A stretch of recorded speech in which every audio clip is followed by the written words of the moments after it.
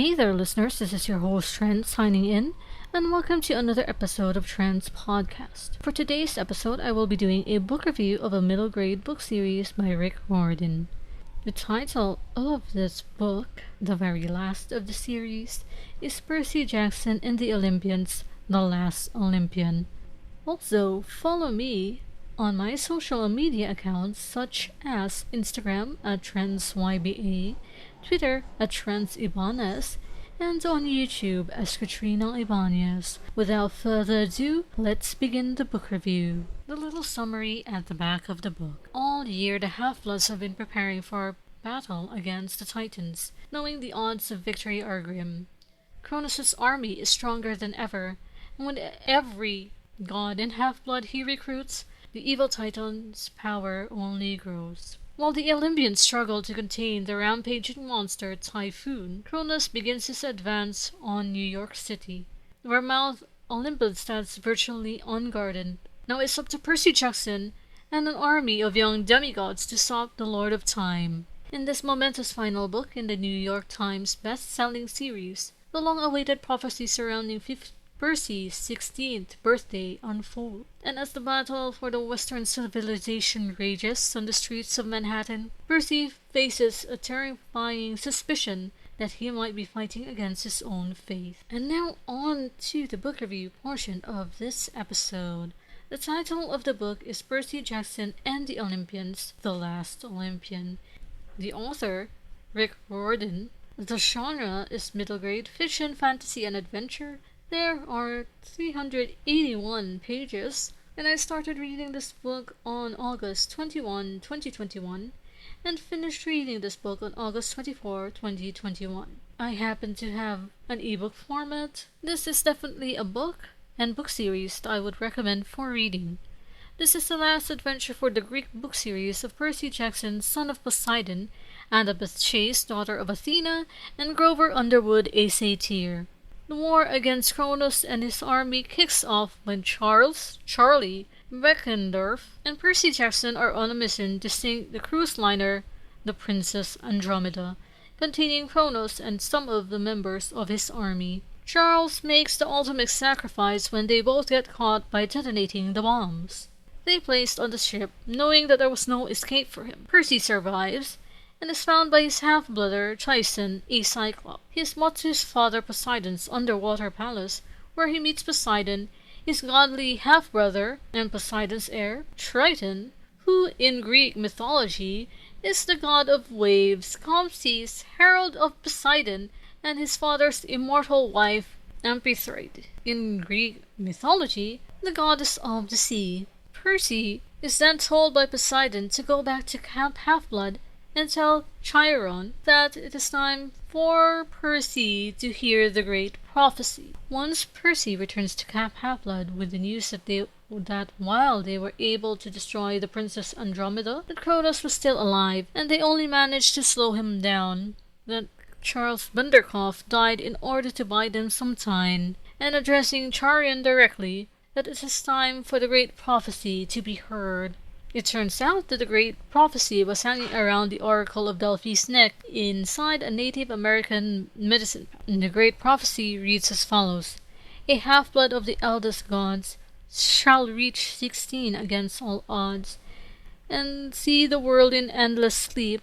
The hero's soul-cursed blade shall reap, a single choice shall end his days, Olympus to preserve or erase. The Battle of Manhattan has come, a battle between Kronos and his army which contains half-bloods, Greek mythology monsters, and fellow titans against the campers of Camp Half-Blood, except for the Avery's cabin, led by Percy Jackson and Annabeth Chase, the satyrs, and other nature spirits led by Grover Underwood, the Hunters of Artemis led by Thalia Grace, daughter of Zeus, and the late addition of the Party Ponies, a group of centaurs led by Chiron. To prepare himself for this battle, Percy, with the help of Nico D'Angelo, son of Hades, has taken the necessary steps to take on the Achilles heel blessing/curse. Percy and Nico needed Grover's help to enter the realm of Hades, the underworld. Before they enter the underworld, they learn from Grover that Hypnos, the Greek god who is the personification of sleep, and the Roman equivalent known as Sonus, his name is the origin of the word Hypnos, has joined Cronus' side of the war. After a minor setback of meeting Hades, the Greek god of the dead, Demeter, the Greek goddess of agriculture, and Persephone, the daughter of Demeter and Zeus, was the wife of Hades and the queen of the underworld. She was a dual deity, since in addition to presiding over the dead with intriguing autonomy as the daughter of Demeter, she was also a goddess of fertility. Percy was able to take on the curse of Achilles after gaining his mom, Sally Jackson's, blessing and taking a dip in the river Styx in the underworld. Hypnos has placed all the mortals in the city to sleep. Nico D'Angelo is trying to persuade his father Hades, Persephone, and Demeter to fight against Kronos. Poseidon, Triton, and Amphitrite are fighting their own war against the titan of the sea, Oceanus, while the other Greek gods and goddesses are fighting against the father of all monsters, Typhoon. Who will prevail? Will Nico be able to convince Hades, Persephone, and Demeter to fight against Kronos? Will the Greek gods and goddesses be able to defeat Typhoon? Who is the hero of this great prophecy? Read the book to find out, my dear readers. Or shall I say, read the book to find out, my dear listeners. And now, unraveling the prophecy. The prophecy unravels throughout the story. For the first line, Percy was the half-blood child of Poseidon, one of the big three. In the second line, Percy reaches 16 despite all the numerous times he was almost killed by Luke/Kronos and his monsters. Line 3, Percy finds the whole city of Manhattan asleep from Olympus, so that the war can go on without the humans interfering. And now for the exciting fourth line. When Luke and Annabeth first met, he handed her a knife with the promise they would always be a family and be there for each other. However, when Luke betrayed the camp and the Olympians, the broken promise cursed Annabeth's knife. The blade was then used by Luke to kill himself, effectively killing Kronos. Number 5.